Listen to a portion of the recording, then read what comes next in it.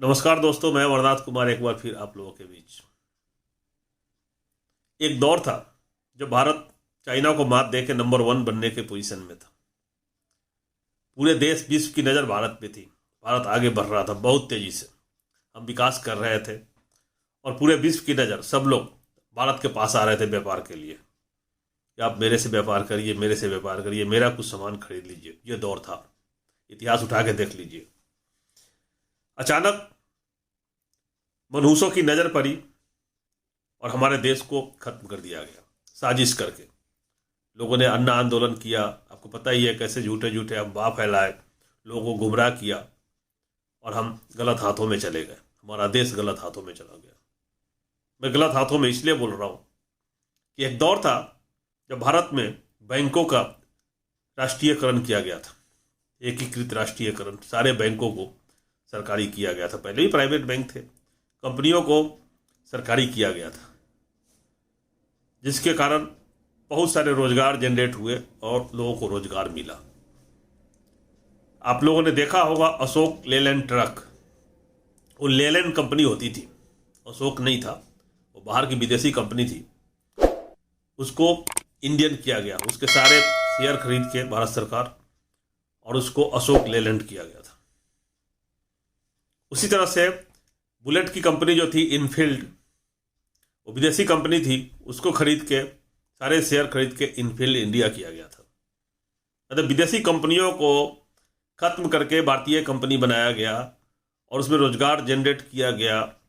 अशोक लेलैंड आपको पता ही है कैसा है, कितना बढ़िया है ट्रक और उसके जो भी वाहन है, और बुलेट के बारे में क्या कहना। इसी तरह से बहुत सारे कंपनी हैं और बहुत सारे उद्योग धंधे लगाए गए, फैक्ट्री तरह तरह के। देश का विकास हुआ, मेडिकल कॉलेज पढ़ाई के लिए, यूनिवर्सिटीज, हॉस्पिटल्स, स्कूल, सब कुछ हर क्षेत्र में।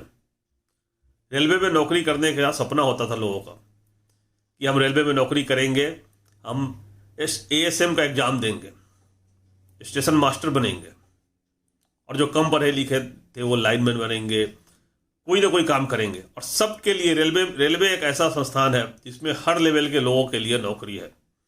चाहे आप मैकेनिकल हो, इलेक्ट्रिकल हो, इलेक्ट्रॉनिक हो, कारपेंटर हो, चाहे टेक्सटाइल इंजीनियर हो, हर लोगों के लिए रेलवे में वैकेंसी है, होती थी। और सब लोगों का उसमें सबसे ज़्यादा खपत उन लोगों की होती थी। उसमें टेलीफोन डिपार्टमेंट था।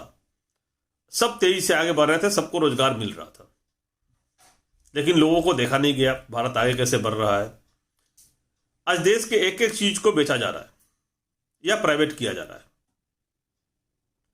और कुछ तो ताज्जुब तो ये हो रहा है कि ऐसे लोगों से बेचा जा रहा है जिसको कभी लोन देने की क्षमता नहीं थी, उनके लोन भी माफ हुए, उनके अकाउंट भी एनपीए हुए। जिस आदमी के पास लोन देने की क्षमता नहीं थी उनको संपत्ति बेचा जा रहा है, वो प्राइवेटाइज किया जा रहा है। कुछ दिन पहले जितने भी सरकारी बैंक थे, छोटे छोटे बैंक, उनको क्लब कर दिया एसबीआई के साथ। अब एसबीआई को भी बेचा जा रहा है। आप समझ सकते हैं कि सारे बैंक को पहले एक जगह क्लब कर दिया, क्योंकि सबको अलग अलग बेचने पे ज्यादा हंगामा होता, तो सबको एक जगह कर दिया और एक को बेचने की बात हो गई। और ये सारे बैंक उन उद्योगपतियों को लोन भी दिया था, उसमें से बहुत सारे लोगों को लोन दिया गया, उसमें से बहुत सारे लोगों को पैसा माफ भी किया गया। हमारे आपके 2,000 10,000 रुपये हो जाते हैं, बैंकों का फ़ोन आना शुरू हो जाता है और घर पे भी आ जाते हैं, क्रेडिट कार्ड के बिल नहीं दिया तो, और हंगामा शुरू कर देते हैं। लेकिन इन उद्योगपतियों के लाखों करोड़ों रुपए माफ किए गए, और वही आदमी हमारा बैंक भी खरीद रहा है। तो देश में चल क्या रहा है? आपका रोजगार खत्म किया जा रहा है, आपके साथ चीटिंग हो रही है, आपको नौकरी नहीं दिया जा रहा है, नौकरी के नाम पे ढोंग किया जा रहा है। आपने देखा होगा उत्तर प्रदेश में क्या हुआ। क्वेश्चन पेपर छापने के लिए पार्टी के आदमी को ही दे दिया ठेका, जिसने कभी क्वेश्चन पेपर छापा नहीं, उसके पास प्रिंटिंग प्रेस और उसके पास वेयर हाउस नहीं है, बियर के गोडाउन में पेपर रखे हुए थे। जो सबसे संवेदनशील मामला, पेपर, क्वेश्चन पेपर को कितना सुरक्षित रखा जाता है, बैंक के लॉकर में रखे जाते थे। सुने हैं कि छपाई करके आता है, बैंक के लॉकर में होते जाए। स्कूल से जब लेने जाते हैं तब भी 2-3 लोगों की टीम जाती है और फिर प्रिंसिपल जाता है लेने के लिए एग्जाम के दिन, तो वहाँ से बैंक से लेके आता तो साथ में 2-3 लोग होते हैं। फिर आने के बाद भी उसका सील चेक किया जाता है, सब कुछ किया जाता है, बहुत बड़ा प्रोसीजर था। लेकिन पेपर पहले ही बांट दिया गया व्हाट्सएप पे लोगों को, ये लो भाई, अपने लोगों को बांटा होगा लेकर के कि हमारे लोग ही पास करें। इतनी बड़ी साजिश, बाकी लोग कहाँ जाएंगे देश की? अपने वोटर को बांटने के लिए क्वेश्चन आउट कर दिया। मैं बहुत बड़ा बात कर रहा हूं, ये सिर्फ वोटर को बांटा होगा, हो सकता दूसरे को भी दिया होगा पैसे के लालच में। इस तरह से कैसे काम चलेगा? आपको तो चीटिंग किया, आपको तो ठगा जा रहा है। आप सब बेरोजगार भटक रहे हो, मर रहे हो, इतने पैसे खर्च किए पढ़ने के लिए। साधारण से साधारण आदमी को पढ़ने में लाखों रुपए खर्च होते हैं। क्लास 6 के बाद जब बढ़ता है बच्चे, तो उसके ऊपर पैसा पानी की तरह बहता है, उसके ट्यूशन्स में, स्कूल के फीस में, धीरे धीरे। और शहरों में रहने वाले को तो शुरू से ही डोनेशन देकर स्कूल के एडमिशन लेने पड़ते हैं। प्राइवेट स्कूलों में बिना डोनेशन के एडमिशन नहीं होता। लाखों रुपए खर्च करने के बाद उसको जब नौकरी की बारी आती है तो उसके साथ चीटिंग होता है। क्या यही मेरा भारत था? दुख होता है कि मेरे देश को बर्बाद किया जा रहा है। आप सब इन बातों को सोचना कि हम कहाँ जा रहे हैं। देश को असल मुद्दों को भटका दिया गया। देश में क्या चाहिए? देश में शिक्षा चाहिए, जैसे विदेशों में है, सबको फ्री शिक्षा है, सबको एक ही लेवल का शिक्षा है। उसके लिए कोई अलग से स्कूल नहीं खोला हुआ है। बीमार पड़ते हैं, रोड एक्सीडेंट होता है तो एम्बुलेंस में हेलीकॉप्टर आता है, और जो एम्बुलेंस आता है उसमें सब कुछ होता है, एक एक चीज होता है, वेंटिलेटर से लेकर सब कुछ। और यूएसए में तो ऑपरेशन थिएटर भी उसके अंदर है, जान बचाने के लिए। नागरिक की जान की चिंता रहती है सरकार को। हमारे यहाँ क्या है? कुछ नहीं, आप मर जाओगे कोई मतलब नहीं है, बिना ऑक्सीजन के मर जाओ, बिना दवाई के मर जाओ। दवाई भी लोग नकली बेचते हैं खुलेआम। आपने देखा कैसे कोविड में रेमडेसिविर की दवा के लिए किस तरह से लोगों ने किया। हम लोगों को कुछ नहीं चाहिए, हम सरकार चुन के भेजते हैं, और सरकार चुन के भेजते हैं कि उचित व्यवस्था करेगा हमारे लिए, हमारे ही पैसे से। वो अपने जेब से नहीं कर रहा है, वो उसके पैसे नहीं है। हम उसके बदला में उसको सैलरी भी देते हैं, उसके पूरा रहने के लिए घर देते हैं, गाड़ियाँ, सिक्योरिटी, सब कुछ, अय्यासी का पूरा साधन देते हैं कि भाई आप वहाँ पे आओ, आप मैनेज करो हम लोगों का। वो हमारे ऊपर अत्याचार कर रहे नेता। क्या हो रहा है? आप एक दिन साबुन खरीदते हो उसमें भी टैक्स दे रहे हो, माचिस खरीदते हो उसमें भी टैक्स, हर चीज में टैक्स है।